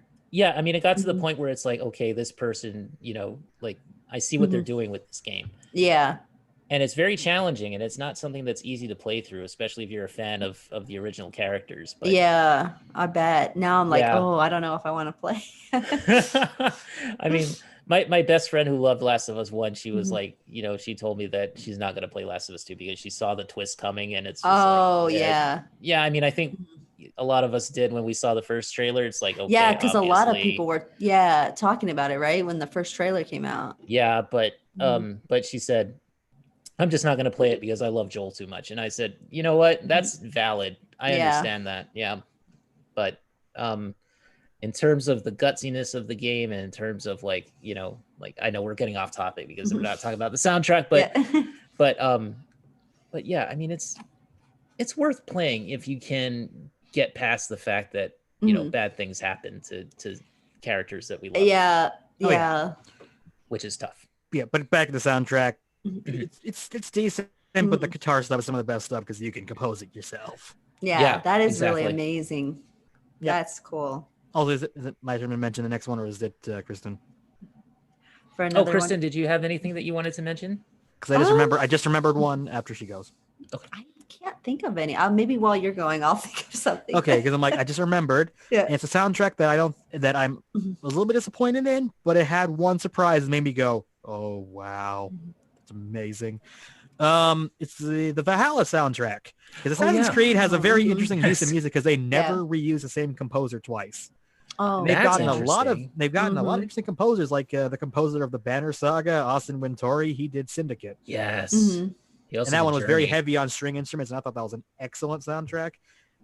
Each game always composes that remixes the Ezio's theme music, which sometimes fits, sometimes doesn't. Odyssey, I thought, did not fit, but I like the Odyssey theme, though, the main theme. The main theme, even though I don't think it fully fits for the Greek theme. Maybe not. Yeah, maybe not, but I did like it as a standalone piece. Yeah, standalone. But Valhalla was much more normal game music with a bit of a Viking twinge to it, which I thought was interesting, but it didn't go all the way. It didn't feel as alien as I kind of hoped it would, because Viking culture is not as well understood as I think most people get. The music is very otherworldly, so the fact that it's not quite all there was a little bit disappointing. But the one track I'm going to single out here, and I think it's called the Scouting theme. It sounds underwhelming, but surprise, it's a remix of a Black Flag song. They remixed the song, Homeward Bound, which is one of the sea shanties, and made it more Vikingish sounding in composition theme on one of the islands in the game that you can just explore. That's completely cool. Out of left field. That's awesome, because that was my favorite sea shanty in Black Flag, because that guy, I think his name was like Brian Tyler. That's the best score of the whole frickin' series. Black Flag. That theme, the main theme of that one was another Ezio's Family remix, but it was like more, swashbuckling and adventure-y sounding. That also turns a little bit somber. Yeah. And that one used the best music. There's not enough songs of the era in Valhalla. Not that I'm not sure what you actually would pick, because 870.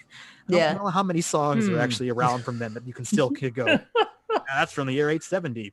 Yeah. So that's a little bit limited, but still, I'm happy they remixed the Black Flag soundtrack, because best soundtrack in the series. It's so good. I actually just openly stole the famous ending of Black Flag where it's parting glass from my Anne Bonny video. Like, straight up, I just used the whole thing. Yeah. Nice. Yeah. So very cool. So overall, Black Flag, great soundtrack. This one, it's not as good as Black Flag, but it has some good moments. A lot of stuff with the Settlement. Settlement's got a good little few tracks here and there. Just, it's not as ambitious as I hoped it would be. Yeah. But all props for just throwing in a remix of a Black Flag song. Yeah. I would put it higher than Odyssey, and probably higher than Origins, because Origins, that soundtrack didn't do much for me at all. Yeah. Well, did we mention Ori and the Blind Forest too? God. I don't think oh my so. God. No. No, we did not. Oh no, we didn't. That's another game that we should have mentioned Yeah. last week too. I mean, honestly, Oh, we didn't mention it at all last. amazing. Oh, like Ori and Yeah. the Blind Shadow, I think was what it's called. Ori and the Will of the Wisps. Will-O-Wisp. Sorry, way off the title. That's okay, man. But yeah, go ahead and mention that because that soundtrack, I think I literally just Googled out of curiosity what people thought were the best soundtracks. That one I keep seeing come up time and again. Like, Gareth impressed. Coker is the name of the composer. I'm guessing, is he an in-house composer or is he a guy that they got to do that? But it's oh gosh, that game first of all is amazing. The animation is so good. Oh yeah, and just like the gameplay, of course, it's it's your kind of like your Metroidvania sort of gameplay, but in that setting of like the forest is just so beautiful, and it's just like the artwork that they did, the art direction in that game is just incredible. So yeah, I definitely think that game deserved to be on our list of the games of 2020. But that's why we're gonna rectify that with this. But yeah, I don't remember specific songs off of the soundtrack or specific titles because I only got to play a little bit of the game, like maybe the first couple levels, and then like Doom Eternal came out, and that was oh yeah. So then it was so I got like distracted by like a bunch of other games that came out, but which happens to me a lot more than I think it should. But Ori and the Will of the Wisps though is just it's an incredible game. It's an incredible soundtrack and just awesome like art direction and gameplay. Tyler, I don't know. Do you want to add anything? Oh, that Ori and the Will-O-Wisp. That wrong. I'm the same way. I can't think of a single track because it's mostly the overall soundtrack is just kind of great. I mean, it blends so well with the gameplay. It blends very well. So well with the setting. Yeah. So it's like you can't. It's very hard to separate it from those two. It's kind of like when you play like Civilization. It's like the music in the background. It just flows. You can't think of a single track, but it's just like, I can see it feels just like one continuous track. Yeah. Which I would also say about another game I love that did that exact same thing, which was Crusader Kings 3. Okay, I've not played that. So. That one I'm big into grand strategy and history again. So it's the Paradox game. It's a difference because Crusader Kings 2 actually had a traditional soundtrack where in the bottom right it would just go playing this track and you could skip ahead like it's like a playlist. You can do that. Oh, that's interesting. This one is more just ambiance for depending on your situation, and it blends together. So it's not like I can say, listen to this track. It's more the whole soundtrack as a whole, but I think it's the same composer. It's pretty good.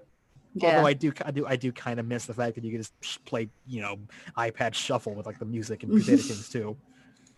Also because how weird that music got, because that series had some weird choices in music where here's this traditional Middle Ages music. And then here's the Viking Metal DLC pack. And then there's one where they brought an in-house band where it's like, we're going to play in-house band pagan music. Go. Yeah. They were in Eurovision. No, really. The band is called Pagan Fury. It's an in-house band that does a lot of stuff for Paradox games, and they went to Eurovision. They went to Eurovision. Wow. Yeah. And there was even a controversy over the hack. Everyone was going like, this is the studio trying to promote their product. And everyone went, no, they're really that good. The studio went, really, they're that good. And their name is Pagan Fury. Yeah, I know. And they dress up exactly like barbarians and like Vikings. And it's like, we're going to jam out music, talk about bringing down Christianity. Oh my goodness, man. They did not come back for CK3 though. They probably will eventually though. I have expected them to be like the inspiration behind Will Ferrell and that whole like that movie. Know what? They really might, because this was like 2019, 2018 is when this happened, and that movie came out like 2020. So you had a good point. Maybe I'll look into that. Maybe because look up pictures of them. They wear all these like goofy like blue and like red like war makeup and like leather outfits, and they're just going like, it's like fight till the day you die. Like yeah. If our singing competitions were like that, I think I would enjoy them far, far more. I totally agree, because like I do not care for stuff like The Voice or American Idol. I'm like, Eurovision, I'll look at that because there's some weird people that get into that. Some weird stuff on there, but you gotta love it. And sometimes you get like weird stories. Like, was it 2014? The two leading like members were from Russia and the Ukraine, and they were singing national anthems by each other. I'm like, oh boy. I didn't this is getting intense. And in the end, the judges let neither of them win, probably because they didn't want to cause an international incident. Yeah, right. Oh boy. We're like, and the winner is no one. Yeah. It's like there's this third person where that was just kind of there. Yeah. The winner is the runner-up. Yeah. Right. Yeah. Yeah. Eurovision's awesome. Yeah, that just sounds so much more entertaining to me. I don't know. Oh yeah. Because the only time you'll see Viking metal fighting with like an English choir. Yeah. You'll get these bizarre matchups where it's like, how is that even comparable? Yeah. Yeah, exactly. How do you choose between that anyway? But yeah, like a bagpipe versus Russian throat singing. You know, while we're talking about, like, before I get on to Final Fantasy VII Remake, oh yeah, do you guys remember the what was that? Why am I blanking on the name of the Star Wars game that just came out? The Rogue Squadron one? No, the other one before. Oh, Fallen Order. Fallen Order. Thank you.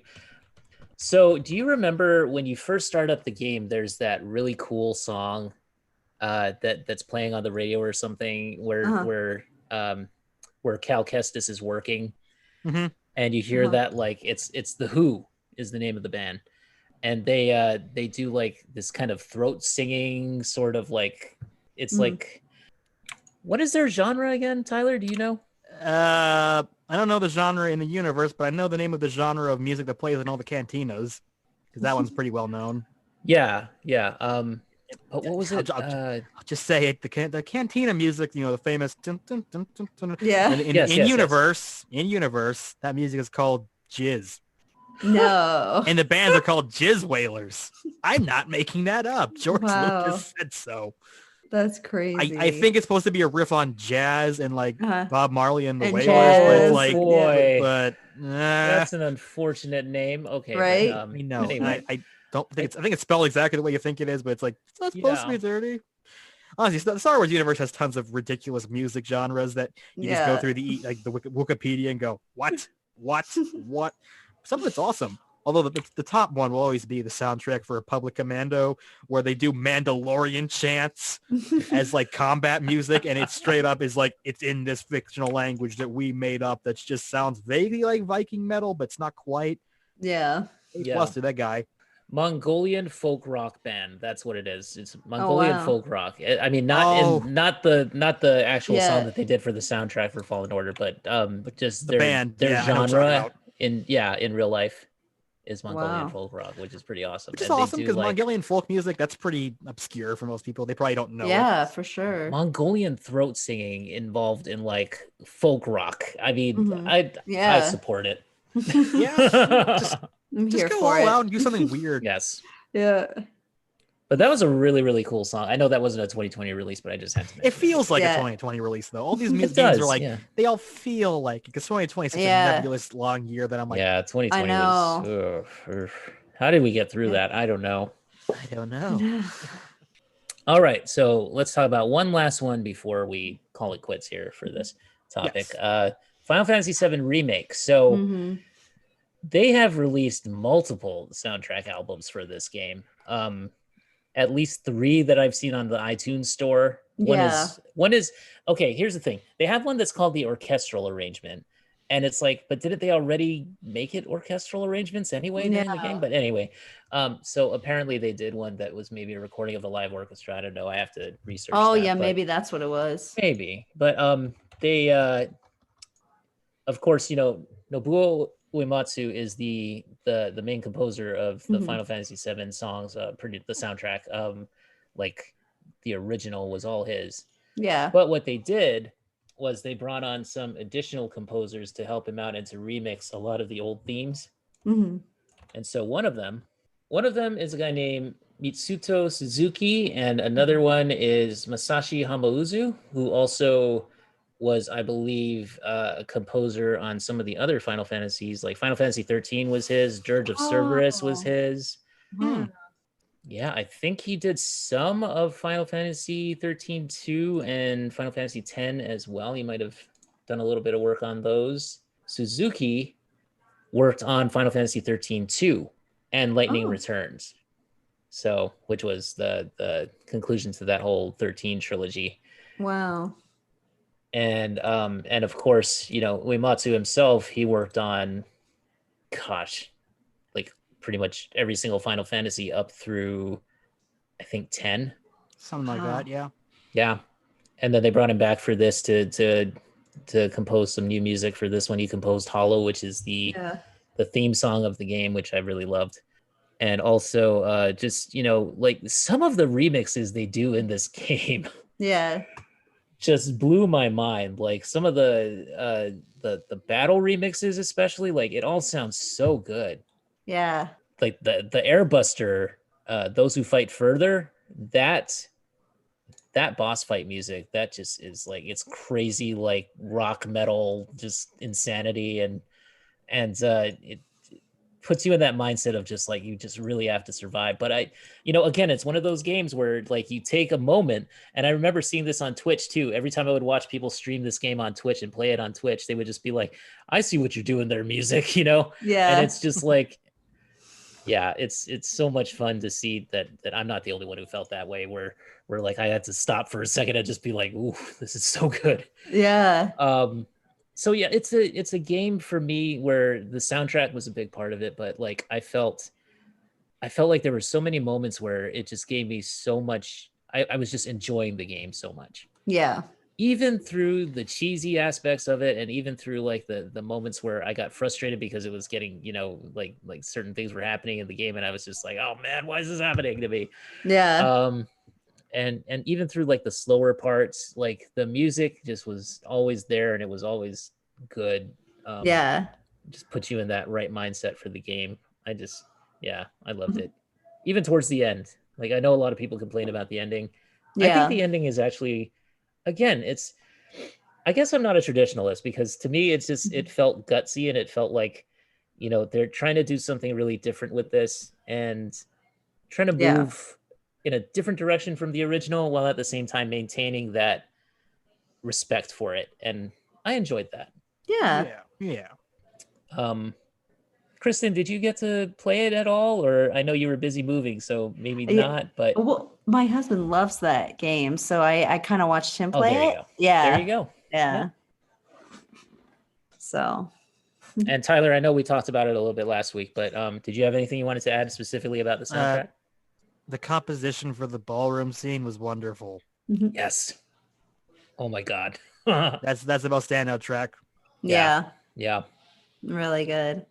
I would say for me, I loved the fight with oh God, what was the dude's name? The guys that you fought in the underpass, and they had like the do recompense. And then it totally just remixes into like, it was Beck and his guys. Yeah. And like it totally remixes into that crazy like wacky dance version of like of the oppressed. Yeah. And like you just hear that, and it's like, how can you not smile just listening to this music? I mean, it's just incredible. Yeah, the way that they did that is just amazing. So for me, Remake it was my favorite experience of last year, even with even though it was flawed in some areas, but I still just loved it so much.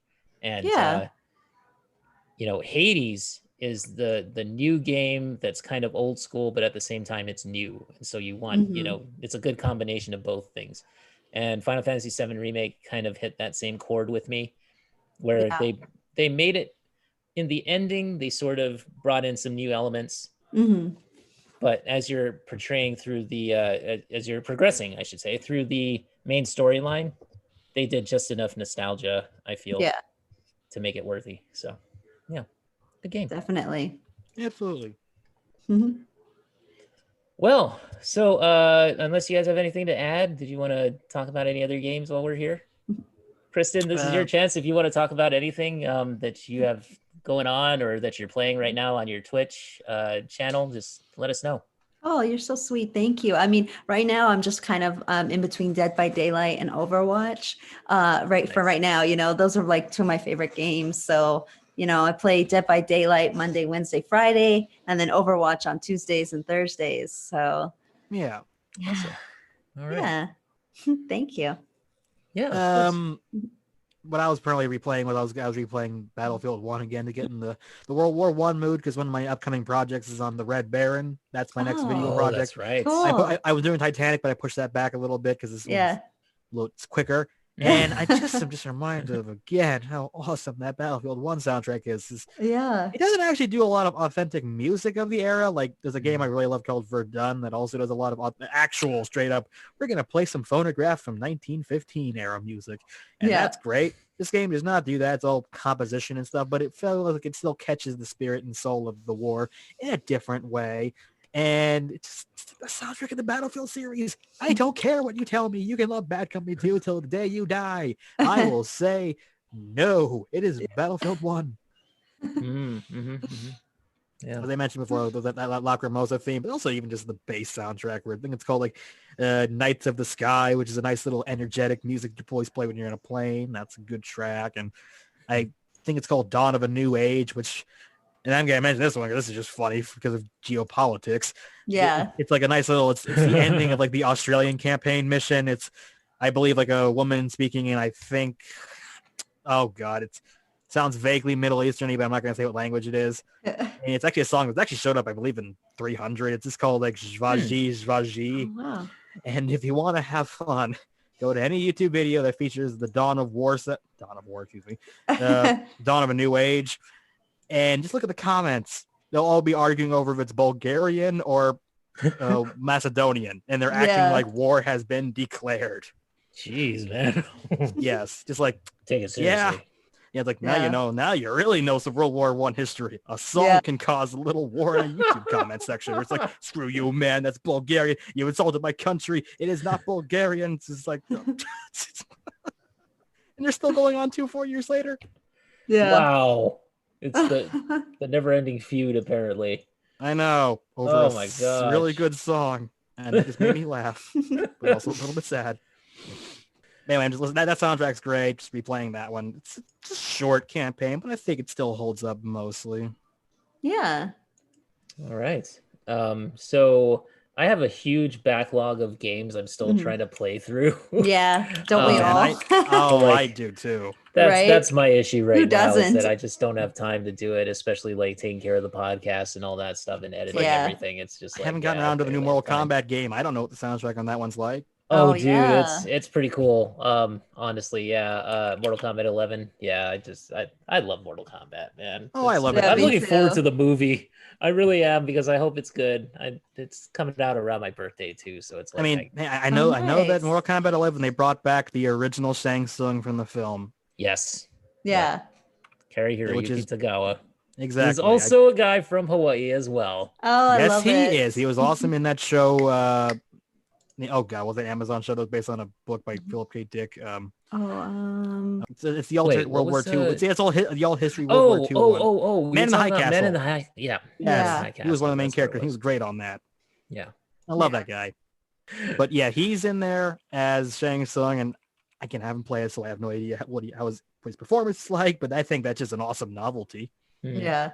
So the next game that I'm going to fall behind on is Hitman 3. I'm going to try that out and see if that's, nice. Yeah. See if that is a you'll like good it. game. Well, we have to, we got to keep up with the games from 2021. So yeah, for sure. Except I don't have a PS5, so I can't play Returnal, which I really want to in March. But there's a lot of games where I'm like, I want to play them on the next gen console, but I can't get it. Yeah. Wish they would release that on PC or something. Maybe they will in the future. Maybe. Yeah, they might. I know they did. I know Housemarque, the development team behind it. I know that they released like Nex Machina and some of their other games on PC. So we'll see if they do that. Yeah. This one. Yeah. All right. So covered a lot in this episode in a shorter amount of time. We didn't take 3.5 hours this time, so hopefully more people will listen. Hopefully. But yeah, I just want to say thank you, Tyler, for joining me, and thank you, Kristin, for joining us on this show. I almost had no one to do this show with, so thank God for you guys. But yeah, Kristin, you are a guest, so where can everybody find you online if they want to keep in touch with you or just follow along? Oh, thank you. I'm mostly on Instagram a lot. My username is Miss Chris, MISSKRIS, and then I'm on Twitch, Chrissy Cat Pink. which is like all K's. So I won't spell it all out, but it's on my Instagram page. So I'm mostly on those 2 platforms. Nice. Yeah. All right. Yeah. And then we'll link to you also on your nameplate as well at the end of the show thank notes for you. this episode. And Tyler, where can everybody find you? Oh, you can mostly find me on Debunk File. That's my YouTube channel. As I said, I'm going to be writing quite a few videos this year, and the first one's going to be on everyone's favorite red-clad World War I pilot. Nice. There's a big mystery about how he died, so I'm just going to go into that. And, yes. I'm also in quite a few Discords of history tubers, mostly the history YouTuber, Cynical History. I'm in his Discord almost every day. Yeah. And I'm also on the Facebook group here, and I'm on Twitter, and I usually just subtweet history people just because I can. Awesome, man. That's the Twitter handle is BioWD. I know, very, very creative. All right, and you can find us at renegadepopculture.com. That's where we have our show notes, our articles. I recently kind of retooled the site so that it's easier to get to older content, especially if you guys are looking for like older video game or animation content. Or animation podcast is really popular, so the most popular one on the site. And you can also find us in the Facebook group, which is facebook.com/groups/RPC42. On Instagram, I am at Neoplasmic24, and on Twitter, I'm at Keona Tang, and our official Twitter and Facebook pages are at Ren Pop Culture. So, all right, guys, we will see you on the next episode of Renegade Arcade, which is a weekly show now, and I'm going to try to keep it that way. Hopefully that works out. All right, guys, we will see you on the next one. Peace out.